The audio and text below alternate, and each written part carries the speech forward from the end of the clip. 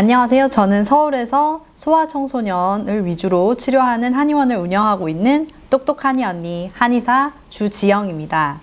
네, 오늘 이야기할 주제는 밤샘 공부로 힘들어하는 수험생들 혹은 수험생 자녀를 두신 부모님들이 참고하면 정말 좋을 만한 내용입니다. 제가 목동에서 1년에 약 500명 정도의 청소년 관련 진료를 보고 있는데요. 이분들이 오셨을 때 공통적으로 꺼내는 문제가 바로 공부 체력이에요. 평균 자녀의 대입 목표가 보통은 최소 연고대 이상, 의대 이상 이런 것들을 많이 말씀을 하시거든요. 그렇기 때문에 공부 양이 장난이 아니겠죠. 그래서 이런 친구들이 하루에 평균 14시간 이상을 공부에 투자를 한다고 합니다. 실제로 저도 마찬가지고 서울대 나온 저희 남편도 그렇고 보통 12시간 이상은 공부를 했었어요. 일단 절대적인 공부 시간을 확보를 하려면은 잠자는 시간을 정말로 최소화를 해야 되는데, 잠을 줄이면 공부 시간은 확보할 수 있지만 아이러니하게 공부 집중력은 또 많이 떨어질 수밖에 없어서 잠을 줄이면 공부 효율이 급감할 수밖에 없거든요.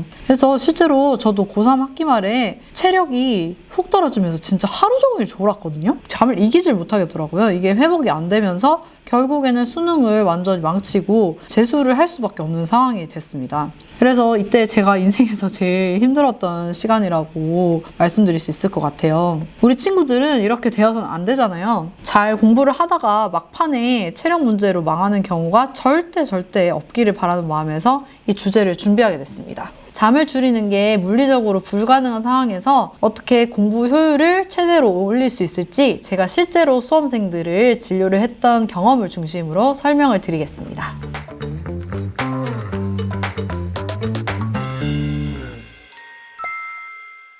그래서 구체적으로 우리나라 학생들이 얼마나 자는가를 통계를 내놓은 게 있더라고요. OECD 평균은 이제 8시간 22분 정도 잔다고 하는데, 우리는 그 정도가 이제 초등학교에서 완전 끝납니다. 중학교부터는 이제 거의 7시간 정도밖에 못 자고요. 고등학생은 더 하죠. 6시간을 잘랑말랑하는 그런 상태가 됩니다. 한국 청소년, 초, 중고 학생들을 다 합쳐서 평균을 냈을 때 7시간 18분을 겨우 자는 거죠. 아이들이 자야 되는 충분한 수면 시간은 8시간에서 9시간 정도거든요. 그래야지 성장도 잘 할 수 있고 또 아침에 체력을 다 회복해서 다음날을 상쾌하게 보낼 수 있는데 7시간 18분은 그거보다 너무 못 미치는 수준이긴 한 거예요.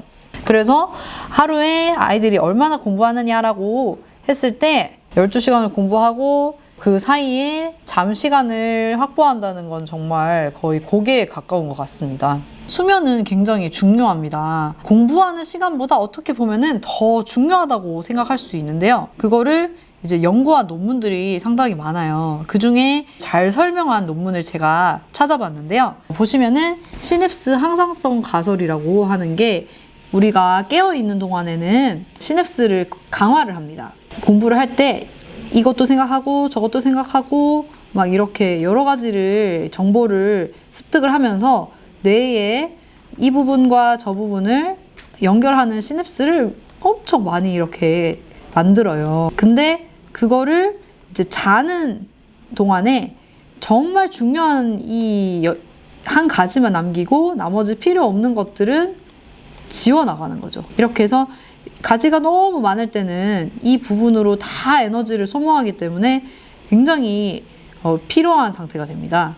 근데 이 수면을 하는 상태에서는 불필요한 가지들을 없애주는 가지치기를 하는 그런 상황이기 때문에 에너지를 이 한 공간으로 집중할 수가 있게 되는 거죠. 그래서 이거를 기억의 응고화라고 하고, 조금 더 자세하게 설명하면은 신호 대 잡음이라는 개념이 있어요.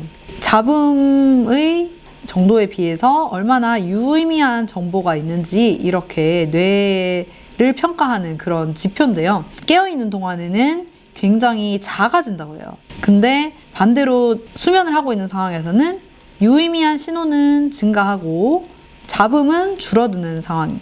그러니까 좋은 그런 정보만 더 증가하는. 그래서 유의미한 대로, 그러니까 샛길과 그런 지름길을 다 없애고 아주 잘 교통이 통할 수 있는 그런 대로만을 남기고 다른 거는 없어진다는 얘기겠죠. 그래서 이거는 뇌가 불필요한 에너지를 많이 소모하는 것을 방지를 하고 또 나아가서 공부를 새로 해야 될 때도 그 새로운 정보를 받아들이는 거를 굉장히 효율을 좋게 만들어주는 거예요. 근데 이 수면이 부족하게 되면은 이 시냅스 조정 과정이 잘 안 되기 때문에 이런 효율성이 굉장히 떨어지게 됩니다. 그러면서 이게 계속 장기화가 되면은 기억력도 떨어지고 학습 능력이 저하되는 그런 상황으로 될 수 있겠죠. 그래서 만약에 내가 100을 공부했을 때 이런 수면 박탈이 계속 이어지는 상황에서는 50 이하로 그 효율이 떨어지게 되는 겁니다. 엄청 노력을 해서 공부를 12시간 앉아 있었는데 6시간도 공부 안 한 그런 상황이 되는 거죠. 그래서 우리가 수면을 하더라도 비급속 안구 운동이 일어나는 이 서파 단계가 굉장히 중요하다고 해요. 똑같은 시간을 자더라도 이 서파가 많이 나오는 사람일수록 기억의 응고화가 잘 된다고 합니다. 그래서 너무 잠을 자는데도 공부는 계속 잘 안 되고 집중도 잘 안 되는 이런 사람에게서 치료를 할 때 이 서파를 좀 강화시켜주는 인위적인 치료를 하기도 한다고 해요. 그리고 또 수면이 중요한 역할을 하는 또 한 가지 영향이 뭐냐면은 뇌의 글림프 시스템입니다. 글림프라는 말은 굉장히 생소하실 수 있는데 림프절이라는 말은 많이 들어보셨죠? 림프, 임파선, 림프절 이런 얘기가 전신에 우리 목이라든지 아니면은 겨드랑이라든지 이런 부분에서 노폐물이 빠져나가는 하수구라고 보시면 돼요. 그래서 림프가 잘 통해야지 부종이 없다 이런 얘기를 하잖아요. 그래서 우리 전체 몸에 피도 있지만 혈장의 성분이라든지 이런 것들이 안에서 이제 불필요한 단백질이나 이런 노폐물들이 그 림프를 통해서 빠져나가는 거거든요. 근데 그게 이제 뇌나 중추신경에 위치하고 있는 거는 이름이 조금 다르게 글림프 시스템이라고 한다고 해요. 우리 전신에는 혈장이나 림프액이 돌고 있지만 뇌에는 뇌척수액이나 간질액이 다니는 그런 부분이거든요. 그래서 이 뇌척수액에 아쿠아포린이라는 이 채널이 있어요. 이게 단백질인데 물이 통과하는 그런 문이라고 보시면 됩니다. 이 문을 통해서 뇌척수액이 왔다 갔다를 하는 거죠. 그래서 이 뇌 조직의 세포간 공간으로 가면서 노폐물을 같이 데리고 나가는 겁니다. 이 뇌의 리듬성 맥박이 이제 자면서 이렇게 굉장히 활성화가 되거든요. 두근두근 해주는 그 맥박 자체가 CSF가 노폐물을 이렇게 간직하고 있는 거를 ISF 간질액과 교환을 해줌으로써 그 노폐물이 동맥에서 정맥으로 빠져나가는 겁니다. 근데 이게 수면 상태에서 굉장히 이 리듬이 촉진이 된다고 해요. 예를 들면은 쓰레기를 봉투에 담아서 배출을 하면은 새벽에 쓰레기 수거해 주시는 그 분들이 와서 이렇게 가져가시는 것처럼 자는 시간에 우리 뇌에서도 그런 비슷한 작동이 일어난다고 보면 됩니다. 그래서 자고 있을 때는 이 CSF 흐름이 굉장히 증가를 하고 또 세포간 공간이 확장이 되기 때문에 뇌에서 생기는 가장 대표적인 쓰레기가 베타 아밀로이드라는 거거든요. 수면이 안 좋은 사람들한테는 이런 독성 물질 베타 아밀로이드가 많이 축적이 된다고 합니다. 그래서 그 결과로 인지 기능도 떨어지고 운동 능력도 저하되고 나아가서 행동까지 변화될 수 있는, 이게 이제 치매 환자들의 굉장히 대표적인 증상인데 완전히 치매 상황이 아니더라도 이런 것들이 있을 수 있다는 거죠. 그래서 학생들도 수면이 계속 박탈된 상태로 축적이 되면은 이런 베타 아밀로이드가 뇌에 굉장히 많이 끼일 수가 있는 겁니다. 그래서 앞에서 얘기한 그런 것들을 한의학적으로는 어떻게 치료를 하냐라고 했을 때 한의학적 개념 중에 노건상이라는 말이 있습니다. 이게 무슨 얘기냐면은 과도하게 공부를 하거나 아니면은 노동을 너무 과도하게 해서 몸이 엄청 피곤하거나 이렇게 안 좋아진 그런 상황을 얘기를 하고요. 이 노건상이 있을 때 대표적인 처방이 보중익기탕이랑 쌍화탕이 있거든요. 이 처방들을 굉장히 많이 활용을 하고요. 이거를 그대로 쓰는 게 아니라 상황에 맞게 변주를 합니다. 그래서 보중익기탕의 방위를 가져간다는 표현을 하거든요, 한의사들은. 그래서 이 보중익기탕의 핵심이 되는 그런 약재들을 깔고 거기다가 개인적인 그런 상황에 맞게 다른 약재를 추가하거나 또 다른 처방을 이렇게 합치거나 해서 처방을 내리게 됩니다. 이 보중익기탕 쌍화탕은 공통적으로 기력을 보강하고 피로회복에 효과가 있고요. 그래서 수험생들에게 쓰는 처방의 기본 베이스가 됩니다. 그리고 이 쌍화탕이 별게 아니고 우리가 알고 있는 쌍화탕 그거예요. 그래서 차라리 핫식스나 레드불 같은 걸 드실 바에는 쌍화탕을 사서 먹는 것도 괜찮습니다. 그래서 이 분홍익기탕 쌍화탕에 들어가는 구체적인 약재를 보면은 보기제, 또 활혈, 보혈제 이런 것들이 많이 들어가게 되는데요. 보기제의 가장 유명한 그런 약재들 황기, 인삼, 백출, 삼계탕에 많이 들어가는 그런 약재들이죠. 그래서 이런 것들이 기운을 보강하면서 집중력과 체력을 유지를 시켜주는 역할을 하고요. 순환을 좋게 해야지 몸에 영양분이 잘 공급이 될 수 있기 때문에 이런 약재들 중에서는 또 당귀나 청궁이 있습니다. 당귀는 보혈제에 가깝고요. 청궁은 활혈제에 가깝습니다. 둘 다 뭐 활혈, 보혈이 둘 다 되긴 하는데 굳이 비교를 하자면 당귀 쪽이 조금 더 보혈에 가깝고 청궁이 활혈제에 가깝습니다. 그래서 이게 둘 다 혈액순환을 굉장히 좋게 한다는 그런 역할이라고 보시면 되는데 혈액순환이 좋아져야지 피로가 풀리고 또 이런 영양이 잘 공급이 될 수가 있겠죠. 그래서 수험생들에게는 이런 약재들이 정말 중요하고 많이 들어가게 되는 것입니다. 이런 약재들을 쓸 때 또 성별을 굉장히 고려를 해야 되는데요. 왜냐하면은 남학생들은 주로 기혈가 많거든요. 이게 에너지가 많이 딸려요. 잠을 자는 것 같은데도 아침에 못 일어나고 계속 하루 종일 막 좀비처럼 계속 하품을 하면서 제대로 정신을 못 차립니다. 이런 얘기를 많이 하거든요. 근데 상대적으로 여학생들은 물론 기혈도 같이 가지고 있지만 혈어가 좀 더 주가 돼요. 왜냐면은 생리를 하잖아요. 생리를 할 때마다 계속 실혈이 있기 때문에 이런 혈을 보충하는 처방이 굉장히 중요해지게 됩니다. 수면 불량과 관련된 케이스를 대표적인 걸로 3가지 정도로 나누어 보았는데요. 보통은 이제 수면 불량이 있으면서 두통이 같이 있고요. 또 밥을 먹을 때 계속 앉아 있다 보니까 하루 종일 책상 앞에 앉아 있어서 소화가 전혀 안 되고 계속 배가 그득하고 불편해요 라고 하는 그런 경우들이 많이 있거든요. 우리 몸이 이렇게 머리나 몸통이랑 죄송합니다. 그림이 이상해서 팔다리가 이렇게 있으면은 횡격막이 있고 횡격막 근처에 간이나 위가 이렇게 위치를 하고 있잖아요. 근데 이 횡격막이 굳고 이것이 이제 긴장이나 스트레스를 많이 받으면 이쪽이 많이 굳게 되거든요. 그래서 이 부분이 굳으면은 소화 기능이 떨어지게 되고 또 간이나 담에서 나오는 그런 소화 효소가 위로 잘 전달이 안 되게 됩니다. 그러면서 소화가 1차적으로 문제가 생기고요. 그리고 여기가 막혀 있게 되면은 호흡도 제대로 조절이 안 되기 때문에 횡격막이 굳으면 호흡이 안 되죠, 제대로. 그러면서 위쪽으로 이제 산소가 잘 공급이 안 되면서 두통이 생겨나게 됩니다. 또 횡격막이 굳게 되면은 같이 세트가 되는 목, 어깨 근육도 같이 이렇게 딱딱해지고 굉장히 안 좋아지는 그런 상황이 되거든요. 그러면서 목이나 이 부분에 긴장이 심해지면서 또 그 긴장성 두통이 생기기도 합니다. 그러면은 또 수면이 또 불량해지는 그런 상황이 되겠죠. 그래서 이 두통, 수면 불량, 소화 불량 이렇게 3개를 세트로 가지고 오시는 그런 환자분들이 많아요. 그런 경우에 심한 그런 상황이거나 아니면은 생긴 지 얼마 안 된 그런 새로 생긴 증상일 경우에는 바나백출 천마탕을 많이 쓰게 됩니다.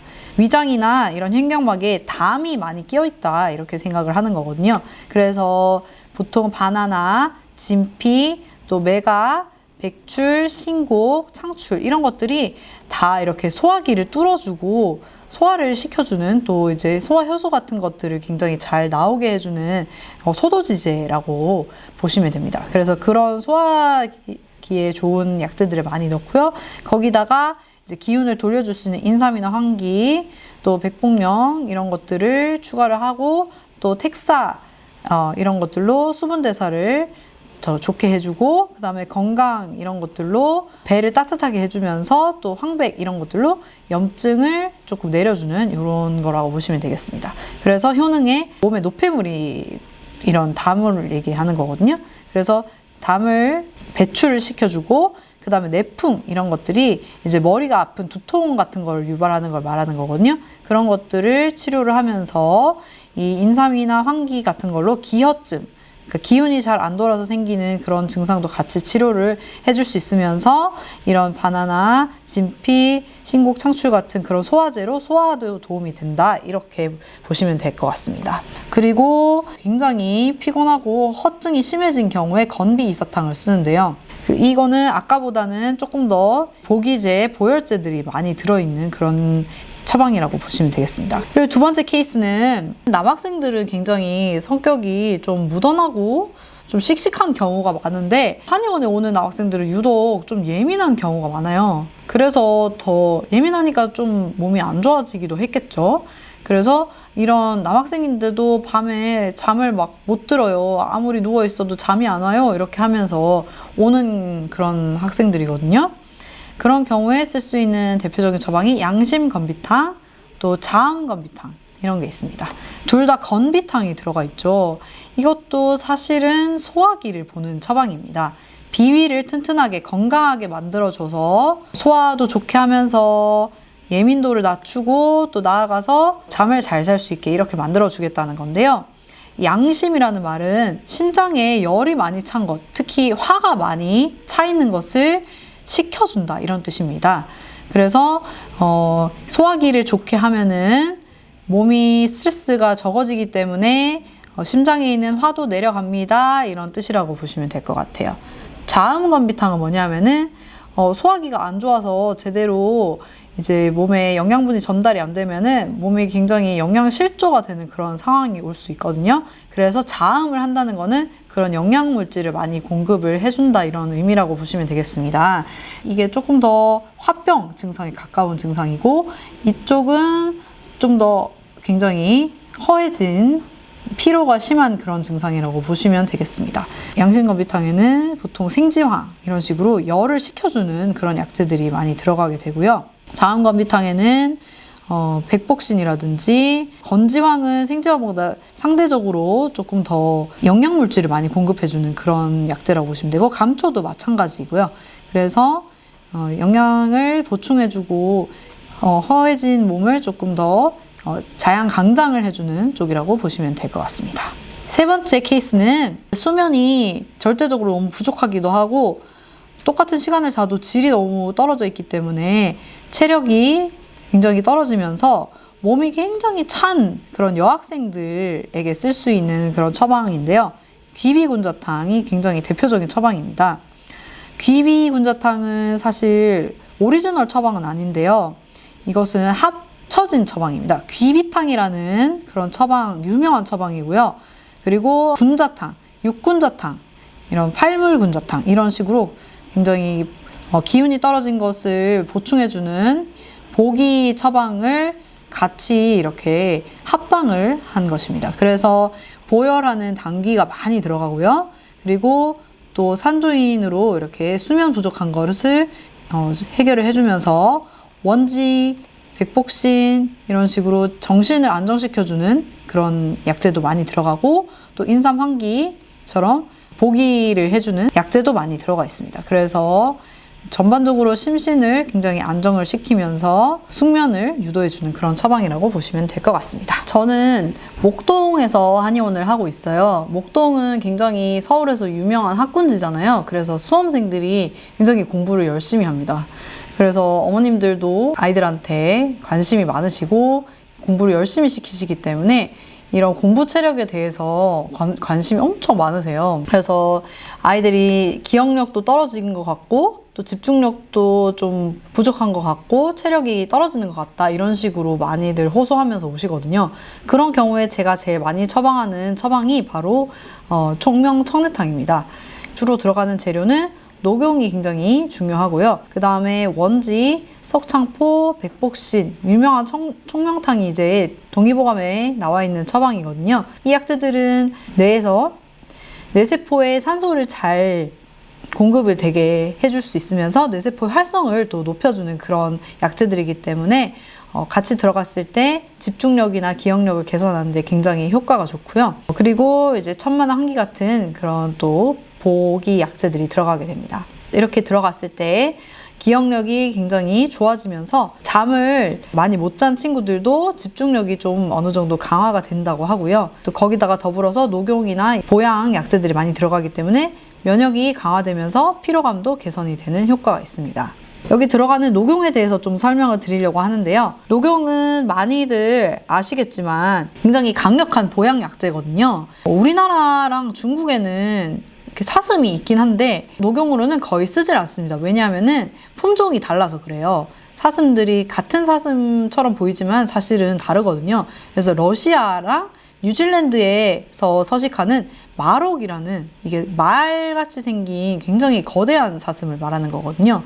이 사슴들의 뿔을 절단한 것인데 이 녹용을 먹었을 때 굉장히 수험생들에게 도움이 되는 그런 효과를 많이 볼 수가 있습니다. 대표적으로 뇌세포를 굉장히 활성화해 줄 수가 있고요. 뇌 쪽으로 혈액순환을 촉진해 주죠. 그리고 원지나 석청포나 백복신도 좋지만 그거보다 더 기억력이 잘 향상이 되고 학습 능력에도 도움이 됩니다. 그래서 녹용은 어떤 성분이 있냐라고 했을 때 강글리오사이드라는 주요 성분이 있거든요.